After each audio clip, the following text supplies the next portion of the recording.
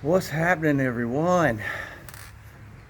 Right on, right on, right on. It is another beautiful day here in the Philippines. Bouncing back, loving every minute of it. Loving every minute of it. We'll talk about a few things today. First thing, got up this morning, worked out. There's my weight stuff behind me back there. Did some presses, did some back work. Back in the exercise game again. 20 minutes on the treadmill at 7 miles per hour, 6% incline, just to get the old heart rate going up. Anyway, I took a shower and went to get dressed or whatever. So the first thing I want to talk about is why my damn pants is falling off. And I was like, God damn, man, what's going on? So, I got to thinking in that big brain of mine, that it had to be one of two things. Either I'm losing weight, which main thing now is my stomach's a little, a pot belly, a gamay pot belly. I have a gamay. Gamay means small here in the Philippines. Or my pants are on auto. So they just fall off, man. I ain't never seen nothing like it. It's the damn thing I ever seen. I never did that shit in the United States. But here, boom, they just fall off. So it's crazy, man. So yeah, the seas are finally laying down a little bit here. Thank God for all my Filipino friends that came out and helped us out, rocking and rolling, getting these things going. Today is payday for the guys at work. We're going to pay them. We're doing a little shopping around too for different prices on the swimming pool and all. We actually went and looked at one place, and just the plumbing and the pump and all, it's about $6,000, maybe 6,200. So my homeboy at the job site said, hey, we can beat that, man.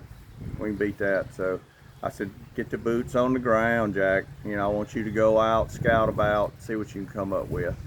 So he's heading out today to check that, to check the metal roofing here.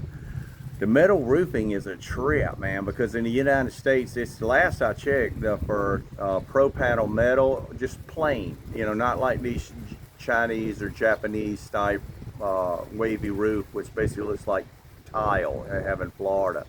It runs you in the US last I checked, and that's probably up to higher now, but it was $4 a lineal foot.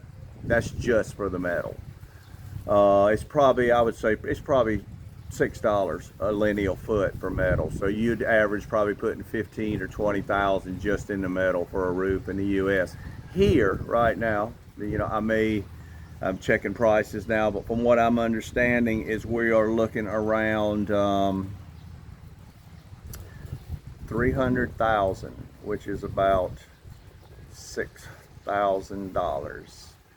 And that is a complete package. That is your soffit material, which is usually like vinyl here or metal, but it's colored and pre-painted and all. It looks like all the weather wood stuff we used to use in Colorado, oak wood, different patterns and stuff like that. Weather wood was real popular there. Beetle kill wood was popular, but you don't want to put wood in your Filipino house unless it's something that's expensive and you can keep the termites out of it.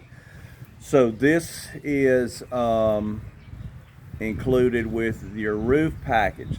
So your labor, your roof metal, your fascia, your soffit, everything is included, and your gable ends if you're doing like the vinyl on the gable ends. And that is all included in that price. And this house I have, it's around 1,400 square feet that we're building right now. So that's a hell of a good price. So my guys can keep working right now. They're humping it, on this pool. I went up there yesterday. It's crazy because they're in there digging with it's a straight bar. They call it a barrow here. So they take this straight bar and they're chipping away at rock and other stuff that we already pre-dug the hole with, with a backhoe, a track hoe actually. So we did that, and now we're getting the dirt out. So they actually took a huge tarp that we had so we can cut down on the heat. And I told them put it up like a tent. So they're doing that, you know, right now. And then they go inside or whatever, and they're taking these empty cement bags and filling them full of dirt, and then carried them up these homemade steps that they made sandbags out of, like steps. So when I went out there yesterday, there was 100 bags already carried out, and it was probably 50 more in the bottom. So I mean, these guys who say they work hard, these guys here in the Philippines, they kick ass. I'm telling you, man, they kick ass. I wish I'd have had a crew of just Filipinos in the United States. I swear to God, yeah, I'd have been a millionaire, you know, doing that, because these guys, they don't mind work. They never have a bad attitude. Even if they go out, which they don't go out, they might go out and get some beer and drink there on the property at night or whatever. But dude, they never have a bad attitude, never talk back, you know, because most of them don't speak English. So, but I've never had a better crew in my life. If America would adopt some of the culture, the things that are going on here, the practices that are going on in the Philippines, we'd be a much more united people. United States, they should take the word united completely out, because now it ain't shit but the states. That's it, you know. Nobody there. It's like 2 Timothy 3:1-3 says, no man will be open to any agreement in the last days. Y'all should read that. You should check that out. 2 Timothy 3 verses 1-3. And it talks about critical times, hard to deal with, will be here. People be haughty, self-assuming, lovers of money rather than lovers of God. You know, everything is, and it's coming true. You know, we're, in my opinion, I think we are definitely in the time of the end. You know, if it doesn't happen soon, you know, man will be his own ruination in so many different ways. You know, they're fighting in the United States right now. I mean, I'm seeing other bloggers debating about. So one thing I will talk religion, not in a debate, you know, unless you want to sit down and, you know, we'll do some talking or whatever, you know, as far as comparison to scriptures and stuff like that. I actually used to be a minister. I was a minister, and I would go door to door. I would preach. I gave up. I gave talks. I gave prayers. You know, I read my Bible every day. I gave thanks in everything. If I had a snack at break time, you know,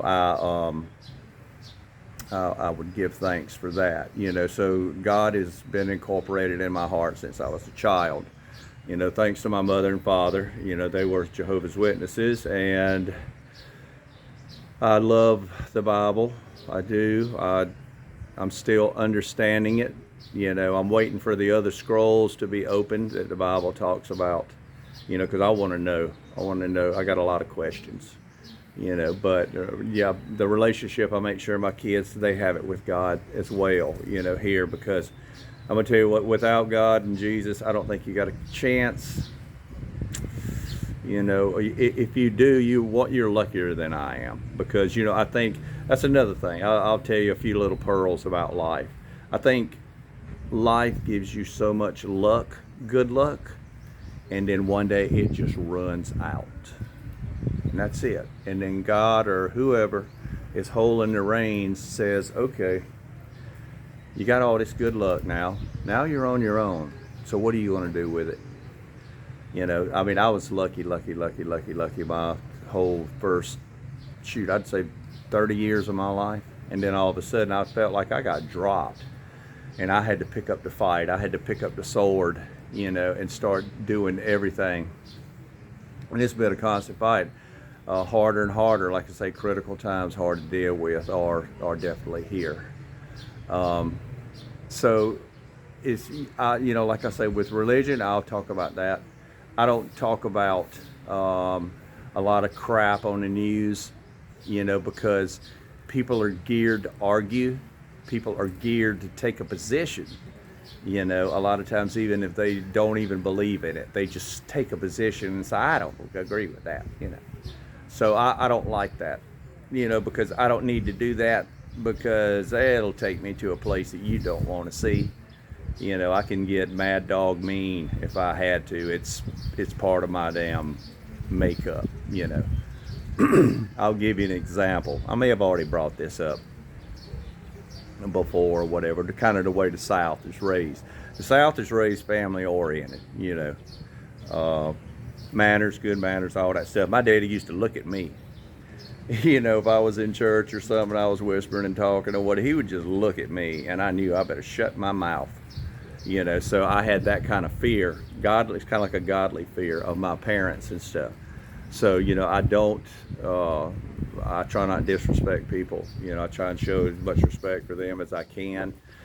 Some people, in my opinion, are just complete idiots. I mean, I would even define it as a blooming idiot, you know, because they ain't even reached full peak, full bloom yet, you know. So I try and steer away, you know. It's a lot of people like that, like they're not willing to listen, you know, to common sense or even what's good for them. I mean, I used to work for a company called Colorado Dream Homes or whatever, and I would actually tell the owner, I said, look, I said, this is a great way to do this. And he would completely ignore me, even though I show him in front of him, you know, that it will work and it would make him money and it would cut time down and all. And he takes an attitude of pride. And it's like, oh, I've been doing this for years. I've been doing this for years. You know, I know what the hell I'm doing, son. I'm like, okay, go ahead. You know, so some people just won't listen. Some people that won't take. So why waste your time? I don't want to debate. You know, I want to have fun. Life is short, man. You know, we all gonna die. We just don't know when. But, man, have as much damn fun as you can. You know?